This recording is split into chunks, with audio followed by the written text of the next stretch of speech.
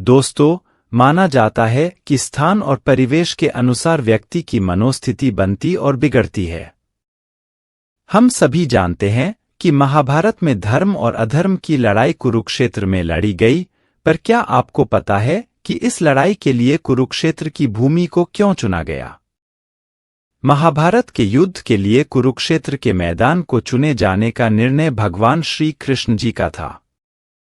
भगवान श्री कृष्ण के इस निर्णय के पीछे एक अद्भुत कहानी है। इससे पहले यदि अभी तक आपने इस चैनल को सब्सक्राइब नहीं किया है तो जल्दी से सब्सक्राइब कर ले ताकि ऐसे रोचक जानकारी आप तक आसानी से पहुंच सके। आपके द्वारा इस चैनल को सब्सक्राइब करना ही हमारे लिए सबसे बड़ा उपहार है।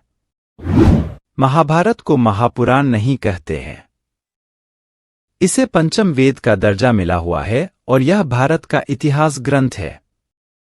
कुरुक्षेत्र युद्ध कौरवों और पांडवों के मध्य कुरु साम्राज्य के सिंहासन की प्राप्ति के लिए लड़ा गया था। महाभारत के अनुसार इस युद्ध में भारत के प्रायः सभी जनपदों सहित कुछ विदेशी राज्यों ने भी भाग लिया था। कुरुक्षेत्र में ही महाभारत का युद्ध क्यों हुआ, इस संबंध में 3 कहानियां प्रचलित है। दोस्तों, पहली कहानी यह है कि जब महाभारत के युद्ध को टालना मुश्किल हो गया तब भगवान श्री कृष्ण के ऊपर युद्ध के लिए भूमि का चुनाव करने का जिम्मा आ गया। श्री कृष्ण एक ऐसी युद्ध भूमि चाहते थे जिसका इतिहास बहुत ही भयभीत और कठोर रहा हो।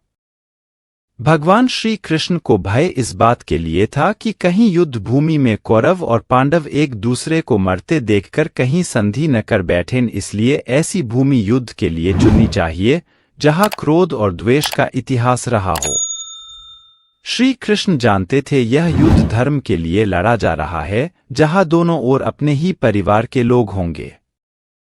यह युद्ध भाई भाइयों, गुरु शिष्य, संबंधी कुटुंबियों के बीच का है, इसलिए श्री कृष्ण का विचार था कि योद्धाओं के मन में एक दूसरे के प्रति कठोरता का भाव शिखर पर हो। इस विचार से श्री कृष्ण जी ने अनेक दूतों को विभिन्न दिशाओं में भेजा ताकि वह युद्ध के लिए भयभीत और कठोर भूमि का पता लगा सकें। वापस आने के बाद एक दूत ने सुनाया कि एक स्थान है जहां बड़े भाई ने छोटे भाई को खेत की मेंढ से बहते हुए मेघ के पानी को रोकने के लिए कहा। छोटे भाई ने बड़े भाई से ऐतराज जताया और उलाहना देते हुए कहा कि आप ही क्यों नहीं बंद कर देते हैं? मैं आपका गुलाम नहीं हूं। यह सुन बड़े भाई क्रोधित हुए। आवेश में आकर बड़े भाई ने छोटे भाई को छुरे से मार दिया। बड़े भाई ने क्रूरता की सारी हदें पार कर अपने छोटे भाई की लाश को घसीटते हुए उस मेंढ के पास ले गए और उस लाश को पैर से कुचलकर बहते पानी को रोक दिया। यह सुनकर श्री कृष्ण ने निश्चय किया कि यह भूमि भाई भाई के युद्ध के लिए सबसे उपयुक्त स्थान है। इस स्थान का इतिहास योद्धाओं के मस्तिष्क पर हावी हो जाएगा। यह स्थान कोई और नहीं कुरुक्षेत्र ही था। यही वह स्थान था जहां बड़े बड़े सूरवीरों का अंत होना था। महाभारत की इस कथा से स्पष्ट होता है कि शुभ और अशुभ विचारों एवं कर्मों के संस्कार भूमि या स्थान में देर तक समाये रहते हैं। दूसरी कहानी अनुसार कहते हैं कि जब कुरु इस क्षेत्र की जुताई कर रहे थे तब इंद्र ने उनसे जाकर इसका कारण पूछा। कुरु ने कहा कि जो भी व्यक्ति इस स्थान पर मारा जाए वह पुण्यलोक में जाए, ऐसी मेरी इच्छा है। इंद्र उनकी बात को हंसी में उड़ाते हुए स्वर्गलोक चले गए। ऐसा अनेक बार हुआ। इंद्र ने अन्य देवताओं को भी ये बात बताई। देवताओं ने इंद्र से कहा कि यदि संभव हो तो कुरु को अपने पक्ष में कर लो। तब इंद्र ने कुरु के पास जाकर कहा कि कोई भी पशु, पक्षी या मनुष्य निराहार रहकर या युद्ध करके इस स्थान पर मारा जाएगा तो वह स्वर्ग का भागी होगा। ये बात भीष्म, कृष्ण आदि सभी जानते थे, इसलिए महाभारत का युद्ध कुरुक्षेत्र में लड़ा गया। तीसरी कहानी में श्रवण कुमार की कहानी आती है। मातृ और पितृभक्त श्रवण कुमार की कहानी तो आपने सुनी ही होगी। श्रवण कुमार जैसे पितृभक्त खोजना मुश्किल है। वे अपने अंधे माता पिता की सेवा पूरी तत्परता से करते थे, उन्हें किसी प्रकार का कष्ट नहीं होने देते थे। एक बार माता पिता ने तीर्थ यात्रा की इच्छा की और वे उन्हें कांवर में बिठाकर तीर्थ यात्रा को चल दिए। बहुत से तीर्थ करा लेने पर एक दिन अचानक उसके मन में यह भाव आया कि पिता माता को पैदल क्यों न चलाया जाए। उन्होंने कांवर जमीन पर रख दी और उन्हें पैदल चलने को कहा। अंधे माता और पिता पैदल चलने तो लगे, पर उन्होंने साथ ही यह भी कहा, बेटा इस भूमि को जितनी जल्दी हो सके पार कर लेना चाहिए।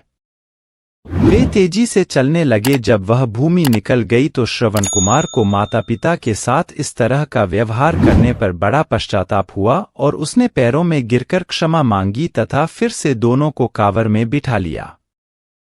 उनके अंधे पिता ने कहा, पुत्र इसमें तुम्हारा दोष नहीं। उस भूमि पर किसी समय मैं नामक एक असुर रहता था। उसने जन्मते ही अपने ही पिता माता को मार डाला था। उसी के संस्कार उस भूमि में अभी तक बने हुए हैं। इसी से उस क्षेत्र में गुजरते हुए तुम्हें ऐसी बुद्धि उपजी। कुरुक्षेत्र का महत्व। महाभारत के वन पर्व के अनुसार कुरुक्षेत्र में आकर सभी लोग पापमुक्त हो जाते हैं, और जो ऐसा कहता है कि मैं कुरुक्षेत्र जाऊंगा और वहीं निवास करूंगा, यहां तक कि यहां की उड़ी हुई धूल के कण पापी को परम पद देते हैं।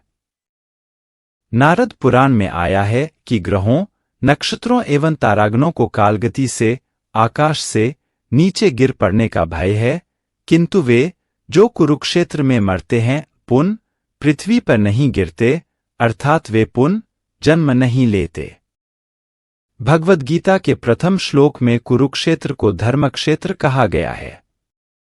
दोस्तों, आपको यह वीडियो कैसा लगा कृपया कमेंट में जरूर बताएं। यदि यह वीडियो पसंद आया हो तो इस वीडियो को लाइक व शेयर करें और इस चैनल को सब्सक्राइब अवश्य करें।